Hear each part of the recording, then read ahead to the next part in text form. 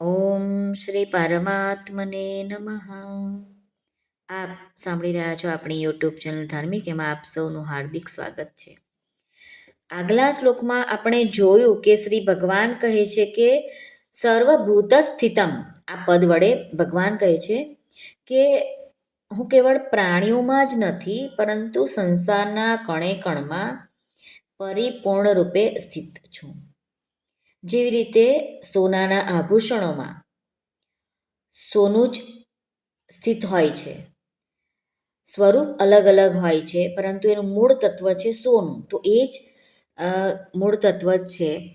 એવી જ રીતે આ સકળ સૃષ્ટિમાં પરમાત્મા સિવાય બીજા કશાની કોઈની જ સત્તા નથી.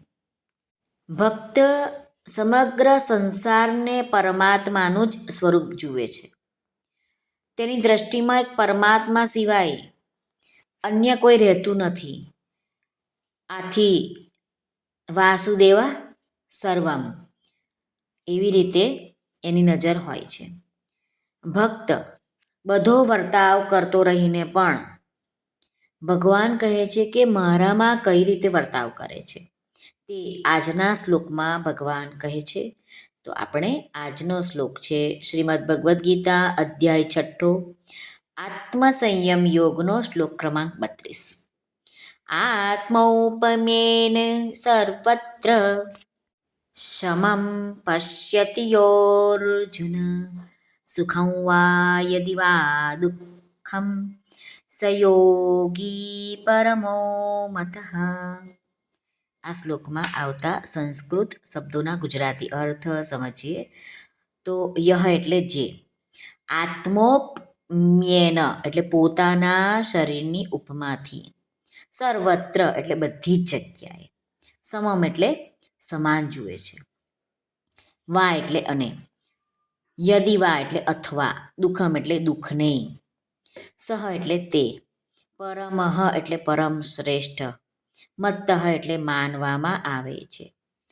આ શ્લોકનું ગુજરાતી ભાષાંતર જોઈએ તો શ્રી ભગવાન અર્જુનને કહે છે, હે અર્જુન, જે મનુષ્ય સર્વમાં પોતાની પેઠે સુખ અને દુઃખને સમાન જુએ છે, તે મારે મન પરમ યોગી છે. સાધક સંજીવનીમાં શ્રી રામ સુખદાસજી આનું ઘણું સુંદર અને સરસ રીતે વિવેચન કરે છે. આપણે થોડુંક ટૂંકમાં સમજવાનો પ્રયત્ન કરીએ. આત્મોપમેયન સર્વત્ર સમમ પશ્યતિ યોર્જુન. સાધારણ મનુષ્ય જેવી રીતે પોતાના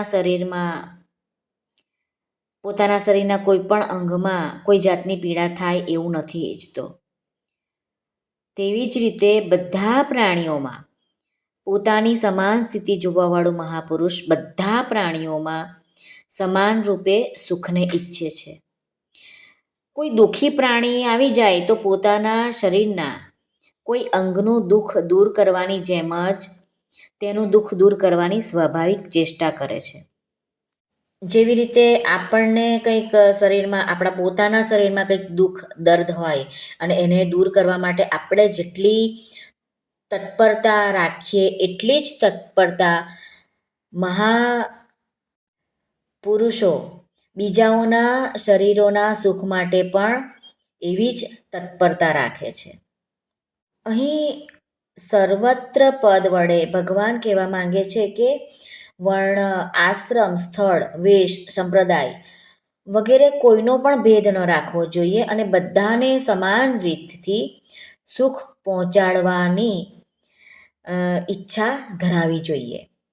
એવી જ રીતે પશુ પક્ષી, વૃક્ષો વગેરે સ્થાવર જંગમ બધા જ પ્રાણીઓને પણ સમાન રીતે સુખ પહોંચાડવાની ઈચ્છા રાખવી જોઈએ અને તેઓનું દુઃખ દૂર કરવાનો સ્વાભાવિક પ્રયત્ન પણ કરવો જોઈએ.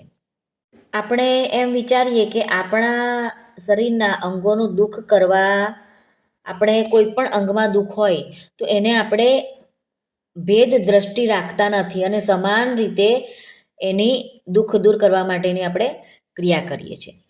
જેમ કે હાથનું કામ પગ વડે નથી કરવામાં આવતું. જો હાથને હાથ અડકી જાય તો હાથ ધોવાની જરૂર નથી પડતી, પરંતુ પગને હાથ અડકી જાય તો હાથ ધોવો પડે છે.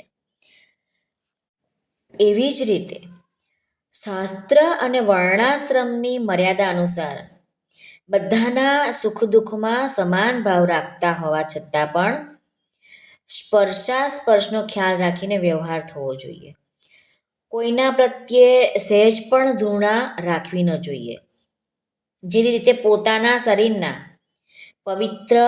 પવિત્ર અંગોની રક્ષા કરવામાં આવે છે અને તેમને સુખ પહોંચાડવામાં કોઈ કમી નથી રાખતા, અને છતાં પણ શુદ્ધિની દ્રષ્ટિએ તેમાં સ્પર્શ અસ્પર્શનો ભેદ રાખીએ છીએ. એવી જ રીતે શાસ્ત્ર મર્યાદા અનુસાર સંસારના બધા પ્રાણીઓમાં સ્પર્શનો ભેદ માનતા હોવા છતાં પણ જ્ઞાની મહાપુરુષ તેમના દુઃખ દૂર કરવાની અને સુખ પહોંચાડવાની ઈચ્છા કાર્ય એ જ એમનું હોય છે. ભક્તના શરીરમાં પીડા થાય છે તો તે પોતે સહન કરી લે છે, પરંતુ બીજાના શરીરમાં પીડા થાય તો તે સહન નથી કરી શકતો. જેવી રીતે ઇન્દ્રે કોઈ અપરાધ વિના દધીચી ઋષિનું માથું કાપી નાખ્યું. પાછળથી અશ્વિની કુમારોએ તેમને ફરીથી જીવિત કર્યા, પરંતુ જ્યારે ઇન્દ્રને કામ પડ્યું ત્યારે દધીચીએ પોતાનું શરીર ત્યજીને તેમને વજ્ર બનાવવા માટે પોતાના અસ્થિ આપી દીધા. અહીં આપણને એમ વિચાર આવે છે કે પોતાના શરીરના દુઃખની તો ઉપેક્ષા થાય છે અને બીજાઓના દુઃખની ઉપેક્ષા કેમ નથી થતી?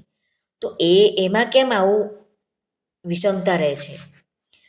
તો એનું સમાધાન કરતા શ્રી રામસુખદાસજી કહે છે કે વાસ્તવમાં એ વિષમતા સમતાની જનક છે અને સમતાને પ્રાપ્ત કરાવનાર છે.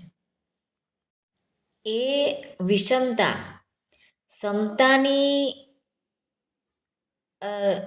સમતાના લેવલ કરતાં પણ ઘણી ઊંચા દરજ્જાની એ છે.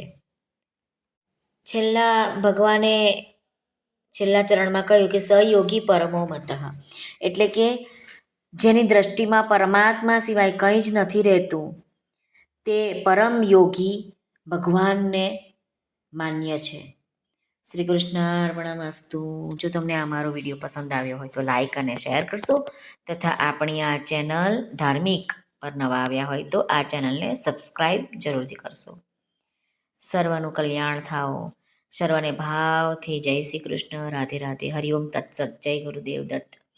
જય સ્વામિનારાયણ. જય માતાજી. નમઃ પાર્વતે પતે. હર હર મહાદેવ હર.